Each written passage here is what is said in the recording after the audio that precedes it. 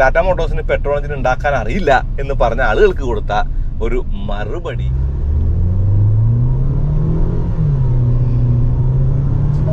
നിങ്ങൾക്ക് ഏതാണ് ഇന്ത്യയുടെ നാഷണൽ എഞ്ചിൻ അറിയില്ലേ? അത് BS6 വരെ ഏതായിരുന്നു? ഫിയറ്റിന്റെ മൾട്ടിജെറ്റ് 1.3. ഇപ്പോൾ അങ്ങനെ ഒരു എഞ്ചിൻ ഇല്ല. BS6 കൊന്നു എന്നുള്ളതാണ്. പക്ഷേ ഈ MGയുടെ കയ്യിൽ നിന്ന് ടാറ്റ പഠിച്ചതാണെന്ന് തോന്നുന്നു ഈ മൈലേജിന്റെ ഫിഗർ അവിടെ 8 നിർത്താനുള്ളത്. താഴേക്ക് പോയി എന്താ വരാൻ പോണ്? ഒരു 4 കാണിച്ചപ്പോൾ എന്താ പറയുക, ടെസ്റ്റിംഗ് അല്ലേ? അത് മോശമായി പോയി. എനിക്ക് ടാറ്റ മോട്ടോഴ്സിന്റെ സഫാരി, ഹാരിയർ, ഈ 2 വണ്ടികളും വലിയ SUVകളാണ്. പക്ഷേ ഈ 2 വണ്ടികൾക്കും പെട്രോൾ എഞ്ചിൻ ഇല്ലായിരുന്നു. അപ്പോൾ ടാറ്റ സിയറ വന്നത് ഒരു വലിയ പെട്രോൾ എഞ്ചിനും കൊണ്ടാണ്, 1.5 ഹൈപ്പീരിയോൺ. ആ എഞ്ചിൻ വന്നപ്പോൾ ഞാൻ പറഞ്ഞു ഈ എഞ്ചിൻ എന്ന് പറയുന്നത് ടാറ്റ മോട്ടോഴ്സിൻ്റെ തലവര മാറ്റാൻ പോകുന്ന എഞ്ചിനാണ്. അന്ന് ഞാൻ വിചാരിച്ചില്ല അവരുടനെ തന്നെ ആ ഒരു എഞ്ചിനെടുത്ത് സഫാരിയിലും ഹാരിയറിലും കൊടുക്കുന്നു. ഇപ്പോൾ ഹാരിയറിന് ഇല്ലാത്ത പവർ ട്രെയിൻ ഇല്ല, ഇലക്ട്രിക് ഉണ്ട്, പെട്രോൾ ഉണ്ട്, ഡീസൽ ഉണ്ട്. സഫാരിക്ക് ഇലക്ട്രിക് ഇല്ല, ആ ഒരു കുറവുണ്ടത് നികത്തുമായിരിക്കും. എന്തായാലും ഇന്ന് നമ്മുടെ കൂടെ കാര്യമായിട്ടുള്ള മാറ്റങ്ങളില്ലാത്ത എന്നാൽ ഹുഡിനകത്ത് വലിയ മാറ്റങ്ങളുള്ള 2 വണ്ടികളാണ്. അത് ഹാരിയറും ഇത് സഫാരിയും. അപ്പോൾ ഈ 2 വണ്ടി നമുക്ക് ഓടിക്കാം. വണ്ടി പ്രാന്തന്റെ പുതിയ വീഡിയോയിലേക്ക് എല്ലാവർക്കും സ്വാഗതം.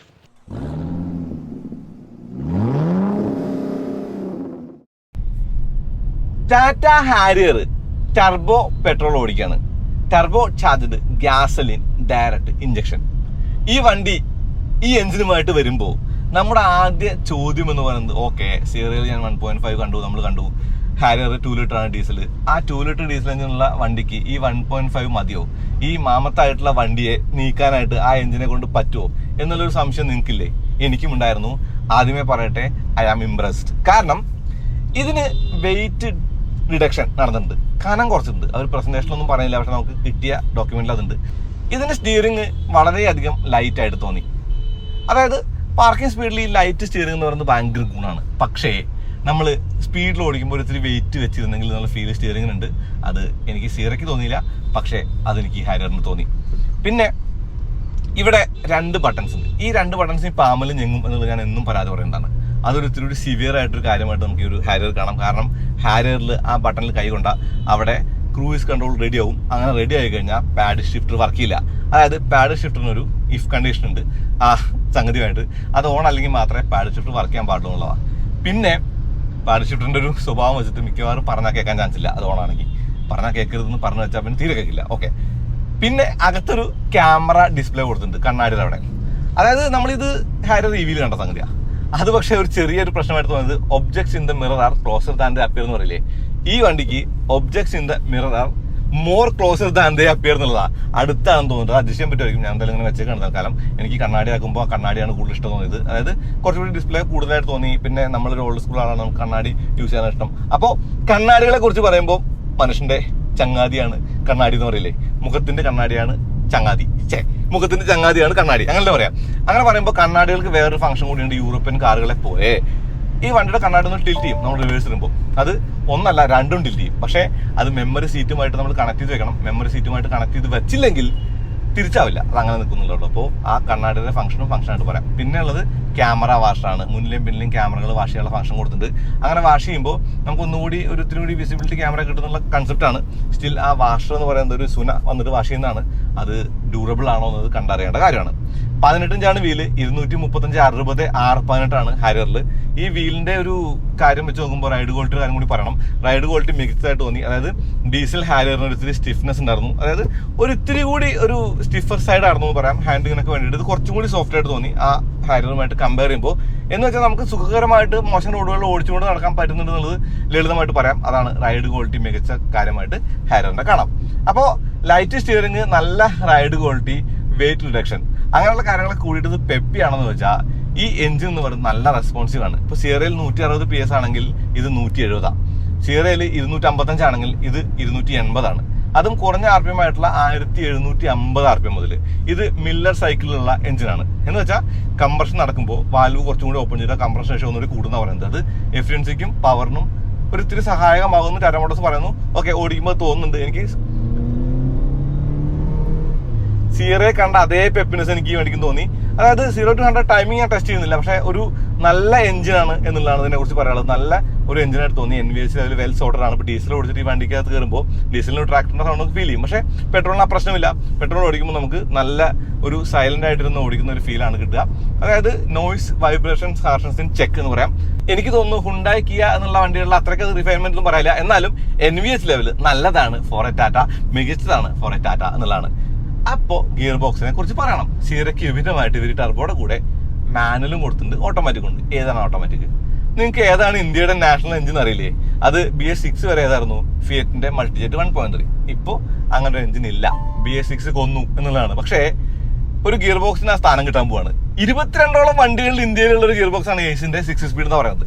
ഏഷ്യൻ എന്ന് പറയുമ്പോൾ ജാപ്പനീസ് മാനുഫാക്ചർ ആണ്, പാർട്സ് മാനുഫാക്ചർ ആണ്. അവർ ടൊയോട്ടയുടെ ഒരു 26-30% ടൊയോട്ടയ്ക്ക് അതിൽ ഓണർഷിപ്പ് ഉണ്ട്. അപ്പോൾ ടൊയോട്ടയുടെ കമ്പനി നമ്മൾ പറയാം. ആ ഗിയർ ബോക്സ് നമ്മൾ ആദ്യം കണ്ടത് XV500 അല്ല, 2015. അതിപ്പോ ഒരുപാട് വണ്ടികളുണ്ട്. ഫോക്സ് വാഗൺ ഗ്രൂപ്പിന്റെ വണ്ടികളിലുണ്ട്, സിട്രോന്റെ വണ്ടികളിലുണ്ട്, മഹീന്ദ്രയിലുണ്ട്, ഇപ്പോൾ ടാറ്റയിലും. ഈ എഞ്ചിനും ഈ ഗിയർ ബോക്സും നല്ല ചേർച്ചയാണ്. ഇവര് വെൽ മാരീഡ് ടുഗദർ എന്ന് പറയാം. എന്ന് വെച്ചാൽ നമുക്ക് ടർബോ ലാഗും കാര്യങ്ങളൊന്നും ഇല്ല. ഒക്കെ മാസ്ക് ചെയ്യുന്നുണ്ട് ഈ ഒരു ഗിയർ ബോക്സ് എന്ന് പറയുമ്പോൾ, ആ ടോർക്ക് കൺട്രോൾ ഗിയർ ബോക്സും കൂടെ. അപ്പോൾ കാല് കൊടുക്കുമ്പോൾ ഷിഫ്റ്റ് പോയിന്റ് ഒക്കെ നല്ലതാണ്. 5000 RPM റെഡ് ലൈനിന്റെ വണ്ടി നമ്മൾ കാല് കൊടുക്കുമ്പോൾ കിക്ക് ഡൗൺ ഫീലൊക്കെ നമുക്ക് ശരിക്കും കിട്ടുന്നുണ്ട്. അയ്യവാ 100 100 പെട്ടെന്നാവുന്നുണ്ട്. 100 കിലോമീറ്റർ ഒക്കെ സ്പീഡ് പെട്ടെന്നായാൽ മതി. ഈ സ്റ്റിയറിംഗ് ലൈറ്റ്നസ് തിരിവിൽ നമുക്ക് ശരിക്കും ഫീൽ കിട്ടും. ചെറിയൊരു ബോഡി റോളായിട്ട് മാറുന്നുണ്ട്. ഓക്കെ, എന്നാലും ഓടിക്കാൻ നല്ല രസമാണ് ഗിയർ ബോക്സ് എഞ്ചിനും കൂടെ. എനിക്ക് ഫ്യൂൽ എഫിഷ്യൻസിന്റെ കാര്യത്തിൽ മാത്രമേ ഉള്ളൂ കുറച്ച് സ്കെപ്റ്റിക്കൽ ആയിട്ടുള്ളൂ. ബാക്കിയെല്ലാം മികച്ചതായിട്ട് തോന്നി. എനിക്ക് സീറയേക്കാളും ഇഷ്ടം ഹാരിയറാണ്. കാരണം ഹാരിയറിന്റെ ലുക്ക് എന്ന് പറയുന്നത് കുറച്ചുകൂടി ന്യൂട്രലാണ്. നമുക്ക് ഓടിച്ചുകൊണ്ട് ഇറങ്ങുമ്പോൾ അത്രയ്ക്ക് ഒരു ഫ്ലാഷ് ആയിട്ടോ അത്രയ്ക്ക് ഒരു പോളറൈസിംഗ് ആയിട്ടോ തോന്നില്ല. അതുകൊണ്ട് തന്നെ ഈ വണ്ടി ഓടിക്കാനുള്ള രസം കാണാനുണ്ട് എന്നുള്ളതാണ്. സ്റ്റിൽ ഞാൻ ആ ഡോർ അടച്ച നിമിഷത്തിൽ ഞാൻ പറഞ്ഞില്ലേ, ആ ഒരു സൗണ്ടിന്റെ വ്യത്യാസമൊക്കെ എനിക്ക് ഫീൽ ചെയ്തായിരുന്നു. പിന്നെ ചില സ്ഥലത്തൊക്കെ പെയിന്റ് ഫീൽ ഫീലൊക്കെ ഉണ്ട്. പക്ഷേ ടാറ്റ മോട്ടോഴ്സിന്റെ ക്വാളിറ്റി ഇമ്പ്രൂവ് ആയിക്കൊണ്ടിരിക്കുകയാണ്. ഞാൻ ക്വാളിറ്റിയെ കുറിച്ചൊന്നും പറയുന്നില്ല. കാരണം ഹാരിയർ വന്നിട്ട് കുറേ ആയി. അവിടെ നിന്ന് ഇത്രയും കാലമായിട്ട് കുറെ കാര്യങ്ങളും കൂടി ആഡ് ചെയ്യേണ്ട കാര്യമൊന്നുമില്ല. എഞ്ചിനും ഗിയർ ബോക്സും ആണ് ഇതിന്റെ മെയിൻ ആയിട്ടുള്ള മാറ്റം. ആ മാറ്റത്തിൽ ഈ വണ്ടി സ്പോട്ട് ഓൺ ആണ്. വില വന്നിട്ടില്ല. വില വരുമ്പോൾ അതിനെ കുറിച്ച് കൂടുതൽ പറയാൻ പറ്റും. എന്നാലും പ്രൈസിംഗ് എന്ന് പറയുന്നത് ഡീസലിനേക്കാളും കുറവായിരിക്കുമെന്നാണ് ഞാൻ കരുതുന്നത് for a turbo petrol. Okay, ഇപ്പൊ ഡീസൽ വണ്ടികൾ കുറേ ഉണ്ട്. പിന്നെ എന്തിനാണ് ഈ ടർബോ പെട്രോൾ, അല്ലെങ്കിൽ എന്തിനാണ് പെട്രോൾ തന്നെ എന്ന് ചോദിക്കുമ്പോൾ, ഡീസൽ വണ്ടികൾ കുറേ ഉണ്ട് പറയാൻ പറ്റും ടാറ്റയ്ക്ക്, അത് ഉദ്ദേശിച്ച്. അങ്ങനെ ചോദിക്കുമ്പോൾ ഡീസലിന് കുറെ തലവേദനകളുണ്ട്. ഫോർ എക്സാമ്പിൾ, നമ്മൾ ആഡ് ബ്ലൂ ഒഴിക്കണം, അതുപോലുള്ള കാര്യങ്ങൾ നോക്കണം. പിന്നെ വണ്ടിക്ക് മെയിൻ്റെനൻസ് എന്ന് പറയുന്ന കാര്യം കുറച്ച് അധികമാണ്. സൗണ്ട് ലഹള കൂടുതലാണ്. ഓക്കെ, ഇപ്പൊ നമ്മുടെ നാടൻ ഭാഷയിൽ പറഞ്ഞാൽ എഞ്ചിനിൽ നിന്ന് പിന്നിലെ പൈപ്പ് വരെ പോകുന്നത് ഒരു ഫാക്ടറി ആണെന്ന് പറയാം. അതിന് മാത്രം കെമിക്കൽ റിയാക്ഷനും കാര്യങ്ങളും അതിനകത്തുണ്ട്. എന്നാൽ പെട്രോൾ ആകുമ്പോൾ ആ പ്രശ്നങ്ങളില്ല. സിമ്പിൾ ഹമ്പിൾ ടർബോ ചാർജ് എഞ്ചിനുള്ള ഈ ഒരു വണ്ടിയുടെ കാര്യം പറയുമ്പോൾ വളരെ സിമ്പിൾ ആണ് എന്നാണ് പറയാനുള്ളത്. ആ സിംപ്ലിസിറ്റി എന്ന് പറയുന്നത് തന്നെ നമുക്ക് മെയിൻ്റെനൻസിന് കുറവും കാര്യങ്ങളും കാണാം. കുറച്ച് പെട്രോൾ അടിക്കുക, ഓടിക്കുക, എണ്ണ അടിക്കുക, ഓടിക്കുക എന്നുള്ള അവസ്ഥയിലേക്ക് എത്തും എന്നുള്ളതാണ് പെട്രോളിന്റെ കാര്യം. അത് തന്നെയാണ് ടാറ്റ മോട്ടോഴ്സ് ഫോക്കസ് ചെയ്യുന്നത്. അതായത് ഒരു പെട്രോൾ എഞ്ചിനുള്ള ഹാരിയർ വന്നാൽ ഒരു ഇത്തിരി കൂടി സെയിൽ ഹാരിയറിന് കിട്ടുമെന്നുള്ളത് ടാറ്റ മോട്ടോഴ്സ് തോന്നി. അത് സഫാരി ഹാരിയറും കൂടി ഇറക്കിയപ്പോൾ എനിക്ക് തോന്നുന്നു കുറം കഴിഞ്ഞു. ഇപ്പോൾ ഇവർക്ക് നെക്സോൺ പെട്രോൾ ഉണ്ട്, എല്ലാ വണ്ടിക്കും പെട്രോളായി, സഫാരിക്കും പെട്രോളായി. സഫാരിക്ക് ഇലക്ട്രിക് കൂടി വന്ന സകല പവർ ട്രെയിൻ ഉള്ള ഒരു വണ്ടിയായിട്ട് സഫാരി ഹാരിയർ മാറും. ഇപ്പൊ ഹാരിയർ മാറിക്കഴിഞ്ഞു, ഇനി സഫാരി മാറുന്നുള്ളതാണ്. ഇതിന്റെ പോരായ്മകളായിട്ട് ഞാൻ കണ്ട കാര്യങ്ങൾ ഇതാണ്. വെയിറ്റ് കുറഞ്ഞൊന്നും എനിക്ക് പോരായ്മയായിട്ട് തോന്നില്ല. കാരണം വണ്ടി വെയിറ്റ് കുറെ കൂടുതലൊന്നും വേണ്ട. കനം കൂടിയ വണ്ടിയാണ് സേഫ് എന്ന് പറഞ്ഞാൽ ഇന്ത്യയിലെ ഏറ്റവും സേഫ് ആയിട്ടുള്ള വണ്ടി റോഡ് റോളറാണെന്ന് ഞാൻ പറയും. അങ്ങനെയല്ലല്ലോ കാര്യങ്ങൾ. ഇത് ലൈറ്റ് ആയപ്പോൾ ഒന്ന് സട കുടഞ്ഞ വണ്ടിയായി. ഹാരിയറിന്റെ ഡീസലിന് ഒരു ഇത്തിരി ഹാർഷ്നെസ് ഉണ്ടാവും. ഞാൻ എഞ്ചിനല്ല പറയുന്നത്, മൊത്തത്തിലൊരു വെയിറ്റുള്ള വണ്ടിയായിരുന്നു. ഓടിക്കുമ്പോൾ നമുക്കറിയാം ബോണറ്റ് ഇങ്ങനെ ഡിപ്പ് ചെയ്യുന്ന കാര്യങ്ങളൊക്കെ വെയിറ്റ് കാരണം അറിയാം. ഇത് ബോണറ്റിനകത്ത് വെയിറ്റ് കുറഞ്ഞു എന്നുള്ളതും ഫ്രണ്ട് ഹെവി അല്ലാതായി എന്നുള്ളതും ഇതിന്റെ മൊത്തത്തിലുള്ള ഒരു ഡൈനാമിക്സ് സോർട്ടഡ് ആയി എന്നുള്ളതൊക്കെ പെട്രോളിന്റെ കാര്യമായിട്ട് പറയാം. വളരെ ലൈറ്റായ വണ്ടി, അതായത് ലോഡ് കയറ്റിയ ലോറി ലോഡ് ഇറക്കി വെച്ച് ഓടിക്കുന്ന ഫീലാണ് ഹാരിയറിന് പെട്രോളിന് എന്ന് പറഞ്ഞു കഴിഞ്ഞാൽ അതിശോക്തിയാണോ? അല്ല, ഇത് ലൈറ്റ് ആയെന്ന് മാത്രമല്ല ഇത് റെസ്പോൺസീവ് ആയി. ഇപ്പൊ ഡീസൽ റെസ്പോൺസീവ് അല്ലെന്ന് ഞാൻ പറയില്ല. മൾട്ടിജെറ്റ് എഞ്ചിൻ നല്ലതാണ്, ഹുണ്ടായുടെ ഗിയർ ബോക്സ് നല്ലതാണ്. സ്റ്റിൽ ഈ പെട്രോൾ എഞ്ചിന്റെ സൗണ്ട് ഇല്ലായ്മയും ഇതിന്റെ റിഫൈൻമെന്റും ഒന്നും ഡീസലിനോട് കമ്പയർ ചെയ്യാൻ പറ്റില്ല. ഇത് നല്ലതാണ്, മികവാണ് എന്ന് തന്നെ പറയാം. കാല് കൊടുത്താൽ പാഞ്ഞു കയറി പോകുന്ന അവസ്ഥ ഉണ്ട്. അപ്പൊ സ്പോർട്സ് മോഡലാണ് ഓടിച്ചുകൊണ്ടിരിക്കുന്നത്. M5, M4, BMW M5 അല്ല, മാനുവൽ 4 ആണ്, M3 കാല് കൊടുക്കാം. അങ്ങനെ 5000 RPM എത്തുമ്പോഴേ എഞ്ചിന്റെ നോട്ട് അകത്തേക്ക് വരുന്നുള്ളൂ. അങ്ങനെ പറയുമ്പോൾ ഇതിന്റെ എക്സോസ്റ്റ് നോട്ട് എന്ന് പറയുന്നത് രസമാണ് കേൾക്കാനായിട്ട്.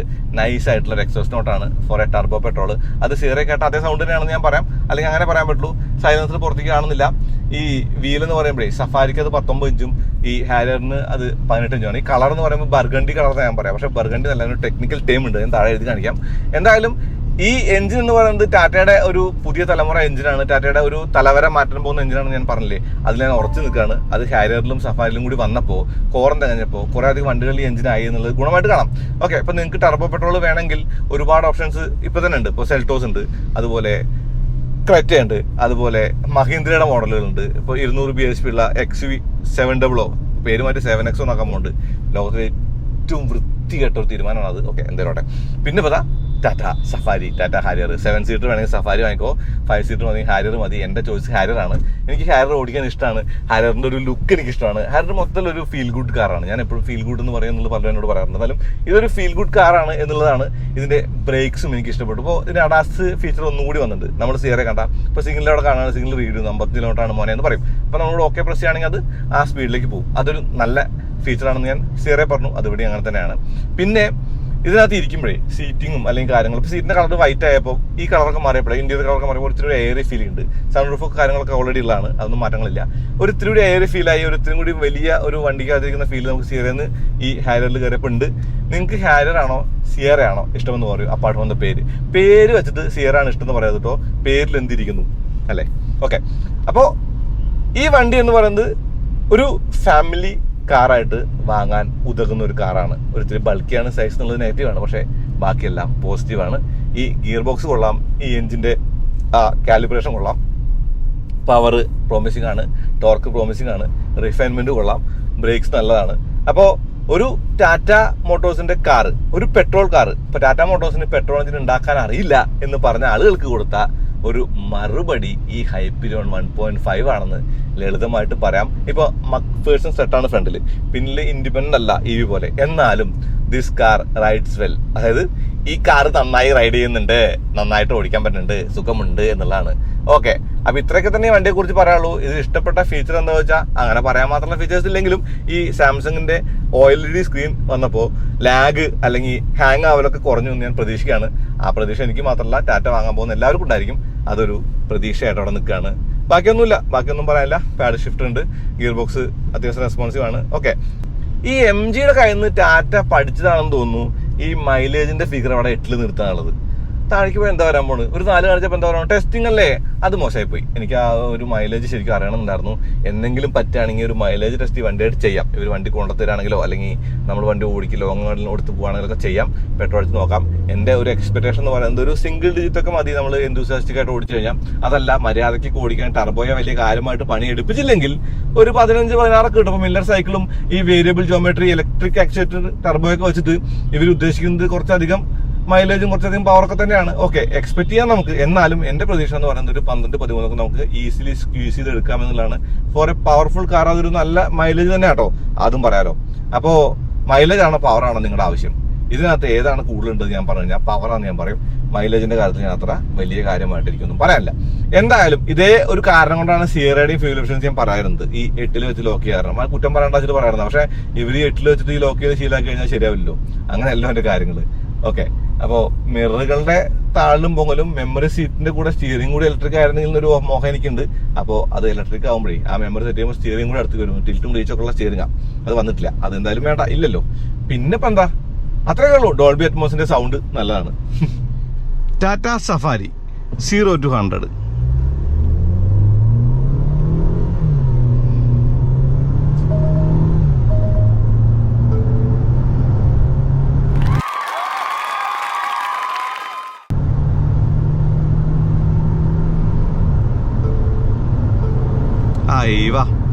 ഓക്കെ, ഹാരിയർ നിന്ന് സഫാരിക്ക് വന്നപ്പോൾ ഹാരിയറിനേക്കാളും കുറച്ചുകൂടി വെയിറ്റ് കൂടുതലാണ് സഫാരിക്ക് എന്നുള്ളത് പ്രകടമാണ്. നമ്മൾ എടുത്തപ്പോൾ തന്നെ അഗ്രസീവായിട്ടൊന്നും വണ്ടി എടുത്തില്ല. വണ്ടിയുടെ ആ ഒരു സമയം എടുത്തിട്ടാണ് അടുത്ത സ്പീഡിലേക്ക് എത്തിയത്, 100 എത്തിയത്. ഓക്കെ, ടൈമിംഗ് നമുക്ക് നോക്കാം. ഹാരിയർ എനിക്ക് നോക്കാൻ പറ്റില്ല, പക്ഷേ സഫാരി ഞാൻ നോക്കി. ഓക്കെ, ഈ വണ്ടി ഓടിക്കാൻ കുറച്ചും കൂടി ഇത്തിരി കൂടി സോളിഡായിട്ട് തോന്നി. ഹാരിയറിനേക്കാളും കുറച്ചുകൂടി ഹെവി വെയിറ്റ് ഫീൽ ചെയ്യുന്നുണ്ട് ഈ വണ്ടിക്ക്. അതിൻ്റെ കാര്യമെന്ന് പറയുമ്പോൾ അതിൻ്റെ ഒരു കൂടിയ സീറ്റും കൂടിയ ഒരു വെയിറ്റും തന്നെ ആയിരിക്കും അതിൻ്റെ ഗുണം എന്ന് പറയുന്നത്. പക്ഷേ റൈഡ് ക്വാളിറ്റി കുറച്ചുകൂടി പ്ലഷാണ് ഹാരിയറിൽ. ഇത് 19 ഇഞ്ചാണ്. 19 ഇഞ്ചിൻ്റെ ആയിട്ടുള്ള ഒരു സ്റ്റിഫ്നെസ് ഈ വണ്ടിക്കുണ്ട്. അപ്പോൾ ഓടിക്കാൻ രസമുള്ള വണ്ടി നോക്കുന്ന ആളുകളാണെങ്കിൽ അത് ഞാൻ മിസ് ചെയ്തു, അടുത്ത് പോകാം. ഓടിക്കാൻ നല്ല വണ്ടി നോക്കുന്ന ആളുകളാണെങ്കിൽ നിങ്ങൾക്ക് എന്തായാലും ചേരുന്ന ഒരു വണ്ടിയായിട്ട് സഫാരിയെ കാണാമെന്ന് ഞാൻ ഡീസലിൻ്റെ കാര്യത്തിൽ പറയും. കാരണം 1 ഓഫ് ദ ബെസ്റ്റ് ഡീസൽ എഞ്ചിനാണ് സഫാരിയിലും ഹാരിയറിലും ഇരിക്കുന്ന 2 ലിറ്റർ. പക്ഷെ ഇത് പെട്രോൾ എഞ്ചിൻ ആകുമ്പോൾ പുതിയ എഞ്ചിനാണ്, തത്വത്തിൽ അധികം നമ്മൾ കണ്ടിട്ടില്ലാത്ത എഞ്ചിനാണ്, ടാറ്റ കൊണ്ടുവന്ന ഒരു എഞ്ചിനാണ് ഇത്. ഹുണ്ടായുടെ അല്ലെങ്കിൽ കിയയുടെ ഒന്നും ആ NVH ലെവലിലോ അല്ലെങ്കിൽ റിഫൈൻമെൻറ്റിലോ ഒന്നും അത്രയ്ക്കൊന്നും മികച്ച് നിൽക്കുന്നില്ല എന്നൊക്കെ പറയുന്ന ആൾക്കാരുണ്ടായിരിക്കും. എന്നാലും ടാറ്റ മോട്ടോഴ്സിൻ്റെ ഒരു കണക്ക് വെച്ചിട്ട് ഇത് ക്ലാസ് അപ്പാർട്ടായിട്ടുള്ള ഒരു എഞ്ചിനാണെന്ന് തന്നെ പറയാം. അതായത് നമ്മൾ ഇൻഡിക്കയിലെ പെട്രോൾ എഞ്ചിൻ അത് കഴിഞ്ഞിട്ട് നമ്മൾ പല പെട്രോൾ എഞ്ചിൻ കണ്ടു. കർവിലെ ക്രീമി ആയിട്ടുള്ള 1.2 ലിറ്റർ ഹൈപ്പീരിയോൺ, ഇതിപ്പോൾ 1.5 ലിറ്ററാണ്. ഈ 1.5 എന്ന് പറയുമ്പോൾ അത്യാവശ്യം സോർട്ടഡ് ഔട്ട് ആയിട്ടുള്ള അത്യാവശ്യം നല്ല എഞ്ചിനാണ്. അതിപ്പോൾ ഹാരിയറിലാണെങ്കിലും സഫാരിയിലാണെങ്കിലും, സഫാരിക്ക് കുറച്ചും കൂടി ആ ഒരു തുള്ളിച്ചാണില്ല റംബിൾ സ്ട്രിപ്പ് പോയപ്പോൾ. അപ്പോൾ സഫാരി എങ്ങനെയാണെന്ന് വെച്ചാൽ ഒരു ഫാമിലി SUV എന്ന നിലയ്ക്ക്, ഒരു 7-6 സീറ്റർ എന്ന നിലയ്ക്ക് ഇത് മികച്ച വണ്ടിയായിട്ട് കാണാമെന്നാണ് പറയാനുള്ളത്. പെട്രോൾ ഇപ്പോൾ ഫ്യൂവൽ എഫിഷ്യൻസിയുടെ കാര്യത്തിൽ മാത്രമേ നേരത്തെ പറഞ്ഞ സ്കെപ്റ്റിക്കൽ ആയിട്ടുള്ള കാര്യമുണ്ട്. പക്ഷേ ബാക്കിയുള്ള കാര്യങ്ങളിൽ, അതായത് റൈഡ് ക്വാളിറ്റി ആണെങ്കിലും ബ്രേക്സ് ആണെങ്കിലും അതല്ല സ്റ്റിയറിംഗ് ആണെങ്കിലും എല്ലാം ടാറ്റയുടെ ആ മികവ് നമുക്കിവിടെ കാണാം. ടാറ്റ വന്നുകൊണ്ടിരിക്കുന്ന മികവ് നമുക്കിവിടെ കാണാം. ഇതും ലൈറ്റാണ് വണ്ടി comparing to the diesel Safari. ഇതിനും ആ ഒരു ഫ്രണ്ട് ഹെവി അല്ല, ഇപ്പോൾ അത് ഗുണമായിട്ട് കാണാം. 80 കിലോയുടെ ഒരു വെയിറ്റ് റിഡക്ഷൻ ഹാരിയറിൽ പറഞ്ഞില്ലേ, ഏറെക്കുറെ അത് തന്നെ സഫാരിയിലുണ്ട്. അത് നമുക്കിവിടെ പ്രകടമായിട്ട് കാണുന്നുണ്ട്. ഓടിക്കുമ്പോൾ പെപ്പിനെസ്സിനാണെങ്കിലും അല്ലെങ്കിൽ ആ ക്യുക്നെസ്സിനാണെങ്കിലും അതല്ലെങ്കിൽ നമ്മുടെ കയ്യിൽ നിൽക്കുന്ന ഒരു സ്വഭാവത്തിനാണെങ്കിലും എല്ലാം ആ ഒരു ഫീൽ നമുക്ക് കാണാമെന്നുള്ളതാണ്. ഞാൻ അത്യാവശ്യം നല്ല ഫാസ്റ്റായിട്ട് വണ്ടി ഓടിച്ച് നോക്കാനുള്ള കാരണം തന്നെ അതാണ്. ഓൾറെഡി സഫാരി ഹാരിയർ എന്ന് പറയുന്നത് ഹൈ സ്പീഡ് സ്റ്റെബിലിറ്റി ഉള്ള കയ്യിൽ നിൽക്കുന്ന വണ്ടിയാണ്. പക്ഷേ സഫാരിക്ക് ഹാരിയറിനേക്കാൾ ഒരു ഗുണം ഞാൻ കണ്ടത് സ്റ്റിയറിംഗ് ഒരു ഇത്തിരി കൂടി വെയിറ്റ് വെക്കുന്നുണ്ട്. സ്റ്റിയറിംഗ് ഒരു ഇത്തിരി കൂടി കോൺഫിഡൻസ് ഇൻസ്പയർഡ് ആണെന്നുള്ളതാണ്. നമുക്ക് ഒന്നും കൂടി ഒക്കെ പുഷ് ചെയ്യാനായിട്ട് തോന്നുന്നുണ്ട്. വണ്ടിക്ക് ഒരു ഇത്തിരി സോളിഡ് ഫീൽ കൂടുതലായിട്ട് സഫാരിക്ക് തോന്നുന്നുണ്ട്. അത് എന്തുകൊണ്ടാണ് എന്നുള്ളത് പറഞ്ഞു കഴിഞ്ഞാൽ ആ വീലും അല്ലെങ്കിൽ സസ്പെൻഷൻ സെറ്റപ്പും എല്ലാം കൂടി ചേർന്നിട്ടുള്ളൊരു ഗുണമായിട്ടുള്ള കാര്യമായിട്ട് കണ്ടാൽ മതി. ഇപ്പോൾ ബ്രേക്സ് ഉണ്ടോ, ഞാനൊന്ന് ചവിട്ടുണ്ട് ഇവിടെ കണ്ടോ, വണ്ടി നിന്നു. ഓക്കെ, അപ്പോൾ ഹാരിയർ വേണോ സഫാരി വേണോ, അതാണ് ക്വസ്റ്റ്യൻ. ഇത് ഞാൻ ഓഫ് ചെയ്തായിരുന്നല്ലോ. എവിടെ ഓഫ് ചെയ്ത്? മറ്റേ വണ്ടിയിലാണ്. ഇതെനിക്കിഷ്ടമല്ല, എനിക്ക് ഇതിൻ്റെ സാധാ കണ്ണാടിയാണ് ഇഷ്ടം. ഇപ്പോൾ ഒരു ടാറ്റ മോട്ടോഴ്സ് നോട്ട് ഉണ്ടാ വന്നു ആസ്പിരേഷൻസ്.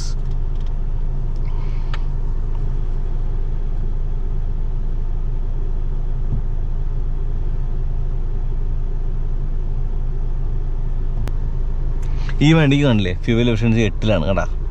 8 നിൽക്കുക, 8 ഇതിൻ്റെ ഫ്യൂവൽ എഫിഷ്യൻസി. അത് സോഫ്റ്റ്വെയറിൽ ലിമിറ്റ് ചെയ്തേക്കുന്നതാണേ, അതിന് താഴേക്ക് വണ്ടി പോകുന്നില്ല. ഓക്കെ, അപ്പോൾ ഒരു 6-7 സീറ്റർ വാങ്ങുകയാണെങ്കിൽ നിങ്ങൾക്ക് ഡീസൽ ഉള്ളതുകൊണ്ട്, ഡീസൽ മാത്രമുള്ളതാണ്, പെട്രോൾ വണ്ടി ഇല്ലാത്തതുകൊണ്ടാണ് സഫാരി വാങ്ങാതിരുന്നതെങ്കിൽ ആ പരാതി ഇവിടെ തീരാണ്. കോമ്പറ്റീഷൻസിന് ഒരു ചെറിയ ഒരു പണി ഇതോടുകൂടി വരും. കാരണം ഹാരിയറിൻ്റെ കസ്റ്റമേഴ്സ് ആരാ, സഫാരിയുടെ കസ്റ്റമേഴ്സ് ആരാ? അത് ഡീസൽ വണ്ടി ഓടിക്കുന്ന ആൾക്കാരല്ലേ. പെട്രോൾ വേണമെങ്കിൽ നമ്മുടെ അടുത്തേക്ക് വരണ്ടേ എന്ന് കരുതിയിരുന്ന മഹീന്ദ്ര, കിയ അല്ലെങ്കിൽ ഹുണ്ടായി ഒക്കെ 5 സീറ്ററുള്ള ഹാരിയറിന് പകരം 7 സീറ്റോ 6 സീറ്റോ ഉള്ള സഫാരി മേടിച്ചാലും മതിയല്ലോ എന്ന നിലയിലേക്ക് ആളുകൾ ചിന്തിക്കുമെന്ന പേടി അവർക്ക് ഉണ്ടാവാൻ സാധ്യതയുണ്ടെന്ന് ഞാൻ കരുതുന്നു. പക്ഷേ എൻ്റെ ചോയ്സ് ഹാരിയർ ആണോ സഫാരി ആണോ എന്ന് ചോദിച്ചാൽ ഞാൻ ഹാരിയർ ആണെന്നേ പറയുള്ളൂ. ഓക്കെ, സ്റ്റിയറിംഗ് കുറച്ച് വെയിറ്റ് വയ്ക്കുന്നുണ്ടെന്നും സസ്പെൻഷൻ കുറച്ചും കൂടി എന്താ പറയുക സ്റ്റിഫാണെന്നൊക്കെ പറഞ്ഞു. എന്നിട്ട് എന്താ ഹാരിയർ വാങ്ങാൻ പോകണമെന്ന്. ഹാരിയറിൻ്റെ ഒരു ഗുണമെന്ന് പറയുന്നത് കാണാൻ കുറച്ചുകൂടി ഭംഗിയുണ്ട്. ഇപ്പോൾ ആ വിമാനത്തിൻ്റെ പേരിട്ടു എന്നുള്ളത് മാത്രമല്ല, അതിൻ്റെ ഒരു ലുക്കൊക്കെ കുറച്ചുകൂടി നമുക്ക് ഇഷ്ടപ്പെടും. ഇതിൻ്റെ ലുക്കിന് പ്രശ്നമൊന്നുമില്ല, പക്ഷേ സഫാരി എന്നുള്ള പേര് വണ്ടിക്ക് ചേരില്ല. അത് അന്നും ഇന്നും എന്നും ഞാൻ പറയും. ഇതിന് ഹാരിയർ പ്ലസ് അല്ലെങ്കിൽ ഹാരിയർ 7 സീറ്റർ എന്നുള്ള പേരൊക്കെയാണ് ചേരുക. ഇതിനൊരു ഇലക്ട്രിക് വേർഷൻ കൂടി വന്നാൽ 6 സീറ്റർ വാങ്ങുന്ന ആളുകൾക്കും ഒരു ഗുണമായേനെ. അപ്പോൾ ഞാൻ പറയുന്നത് 9S വന്നിട്ടുണ്ട് മഹീന്ദ്രയ്ക്ക്, അല്ലെങ്കിൽ BYD വാങ്ങണം. അങ്ങനെ 7 സീറ്റോ 6 സീറ്റോ ഉള്ള വാങ്ങുന്ന ആളുകൾക്ക് ഇപ്പോഴും പരിമിതികളുണ്ട്. ആ പരിമിതി കൂടി മാറ്റാൻ ടാറ്റയ്ക്ക് പറ്റും, ഈ വണ്ടി കൊണ്ട് പറ്റും. ഇതിൻ്റെ ഒരു മാറ്റം പ്രതീക്ഷിക്കുന്നുണ്ട്. അങ്ങനെ ആകുമ്പോൾ കോറം തികയുന്നുള്ളതാണ്. അപ്പോൾ സഫാരി പെട്രോൾ വന്നപ്പോൾ എന്തായത്, ഹാരിയർ പെട്രോൾ വന്ന പോലെ തന്നെയാണ്, എല്ലാം തികഞ്ഞു എന്നുള്ളതാണ്. പെട്രോൾ ഇല്ലാതെ പോയിട്ട് ആരും ഇനി ഈ വണ്ടികളൊന്നും വാങ്ങാതിരിക്കേണ്ട എന്നുള്ളതാണ്. ഓക്കെ, അടുത്തതായിട്ട് വീണ്ടും വരാം. അതിലേക്ക് നന്ദി, നമസ്കാരം.